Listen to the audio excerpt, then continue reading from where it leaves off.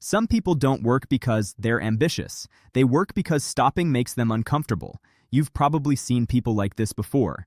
The ones answering emails during vacations, the ones turning hobbies into side hustles, the ones who say they're relaxing while secretly checking notifications every few minutes.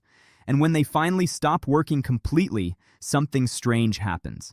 They become restless, irritated, anxious, almost guilty, like resting itself is wrong.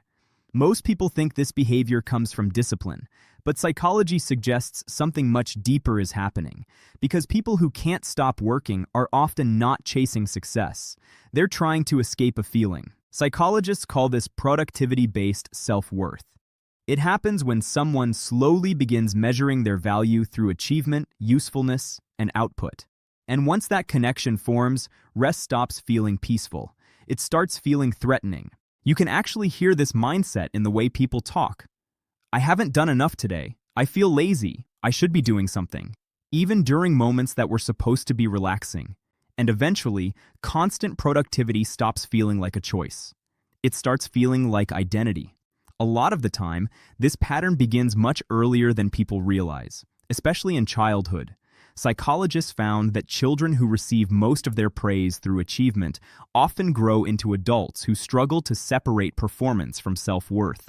Sometimes parents unintentionally praise results more than emotions, good grades, being responsible, being productive, being useful.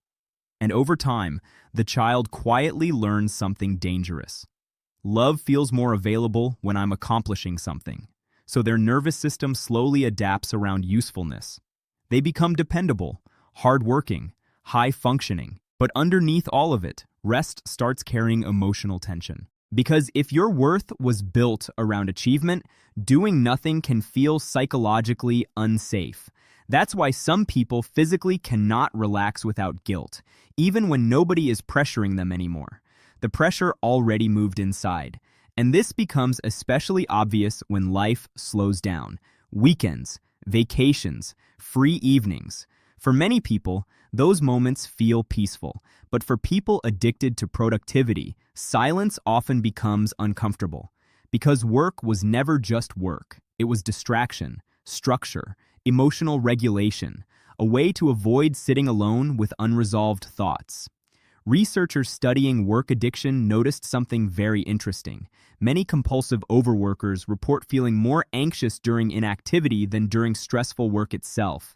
Think about how strange that is. Some people feel calmer under pressure than at peace, because pressure gives the brain direction. Stillness gives the brain space, and space is where buried emotions usually get louder. You've probably experienced this yourself. You stay busy all day. Then suddenly at night, when everything becomes quiet, your mind starts racing. Thoughts you avoided all day suddenly appear. Regrets, loneliness, uncertainty, stress. And for some people, work becomes the perfect escape from all of it. Not consciously, psychologically. Because as long as they stay productive, they never fully have to sit with themselves. That's why people who can't stop working often struggle with something deeper than ambition. Emotional discomfort, and modern society accidentally rewards this behavior constantly. Overworking gets praised, being busy gets admired, exhaustion becomes status. People proudly say things like, "I barely slept," "I've been working non-stop," "I'm always busy," as if burnout itself became proof of importance. And social media made this even stronger. Studies show that constant exposure to productivity culture increases guilt around rest and feelings of inadequacy, because now people are not only comparing success, they're comparing effort. Somebody is always waking up earlier, working harder, optimizing more. And for people already vulnerable to productivity-based self-worth, that environment becomes psychologically addictive. There's always more to do, which means they never feel finished. And eventually, the brain loses the ability to enjoy rest fully. Psychologists sometimes connect this to chronic hyperarousal. The nervous system becomes so accustomed to stimulation and pressure that calmness starts feeling unfamiliar, almost uncomfortable. That's why some overworking people create artificial productivity during free time, cleaning obsessively, starting unnecessary projects, checking emails just for a second, turning hobbies into monetization. Even relaxation becomes performance. And underneath all of it is usually the same hidden fear. If I stop moving, what happens to my value? That question drives more people than most realize, especially people who appear highly successful from the outside, because external success often hides internal exhaustion extremely well.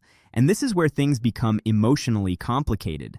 Many people who can't stop working are genuinely admirable people, reliable, disciplined, responsible. They become the person everyone depends on. But psychologically, being needed can become addictive too. Research on burnout consistently shows that highly responsible people often struggle to set emotional boundaries around work, because usefulness becomes emotionally rewarding. Being productive gives them certainty, validation, control, and eventually their brain starts associating rest with loss of identity. That's why some people panic during unproductive days, not because they're lazy, because productivity became the thing holding their self-image together. And honestly, modern life makes this worse. Phones erased the boundary between work and rest completely. Now your brain never fully exits performance mode. Emails follow you home. Notifications interrupt recovery constantly. There's always another message waiting, another unfinished task, another reason to stay mentally on. And psychologists are increasingly warning that human brains were never designed for permanent stimulation like this. The brain needs recovery periods, stillness, boredom, mental silence. But many people now experience silence almost like withdrawal, which explains why some people grab their phone seconds after waking up. Not because they're weak, because their brain became dependent on stimulation, and work is one of the strongest forms of socially acceptable stimulation that exists. But here's the important distinction. Working hard is not unhealthy. Loving your career is not unhealthy. Being ambitious is not unhealthy. The problem begins when work becomes emotional escape instead of meaningful effort. Those are two completely different things. One creates fulfillment, the other creates dependency. And the scary part is that dependency often looks impressive from the outside. People applaud it, reward it, promote it, while the person quietly loses the ability to feel at peace doing absolutely nothing. That's why some people can sit on a beach during vacation and still feel anxious. Their body stopped working, but their nervous system didn't, and eventually this catches up emotionally. Research on chronic overworking consistently links it to anxiety, emotional numbness, sleep problems, irritability, and burnout. Not because humans are lazy, because humans psychologically need recovery. Even machines overheat eventually. And maybe the saddest part is this. Many people who can't stop working genuinely believe they'll finally relax once they arrive. After the promotion, after the money, after the next milestone. But the brain doesn't magically abandon patterns it spent years practicing. If someone learned self-worth through productivity, achievement rarely removes the anxiety. It usually increases it, because now there's even more to lose. That's why some highly successful people still feel permanently restless inside. The work was never solving the deeper emotional problem, it was postponing it. And maybe that's the real psychology behind people who can't stop working. They're not always addicted to success. Sometimes they're addicted to escaping what they feel when success stops distracting them. And if resting makes you feel guilty, if silence makes you uneasy, if your mind immediately searches for productivity, the second life slows down. There's a good chance your relationship with work became emotional long before you realized it. Because somewhere along the way, your brain quietly learned that being useful felt safer than simply being human. And once that lesson settles deeply enough, rest no longer feels like peace. It feels like losing permission to deserve it.